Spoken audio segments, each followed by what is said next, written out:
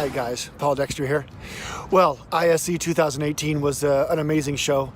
Pardon the sunglasses, by the way. They told me the sun never comes out in London, but apparently it makes its way out a couple times a year, and today's the day. ISE 2018 was an amazing show, though. 95,000 people there, the largest show we've ever seen, and we saw some amazing things. It's funny, control systems, over the last handful of years has been just a big thing, watching the improvements and simplicity offered to the consumer. But in this year, it just seemed to be all about displays. The things that they're doing with displays, the curved displays, the transparent displays, the invisible displays, the technologies are just improving so quickly there.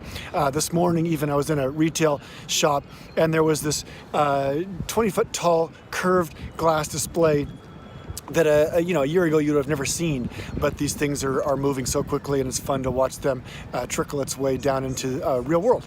So after the show, like any other self-respecting automobile enthusiast, I made my way to Stuttgart to look at some Porsches, and after a couple days of cars and sausage and Schnitzel Beer, now I made my way to London. I've got a handful of meetings here today and tomorrow. Then I make my way back home, where I will make a tutorial for the multi-currency quoting that we launched at ISE. It's interesting because so many of you have asked for it, and yet last week as we were launching it and we making a big deal about it, some of you had said, yeah, but can you give me this instead? I don't need the multi-currency quoting.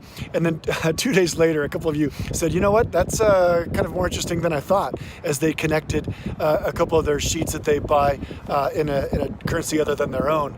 And so take a look at that, as you can connect your dealer pricing for various currencies and quote in yet other currencies. We handle the exchange, the currency exchange rate as of that day, and so forth.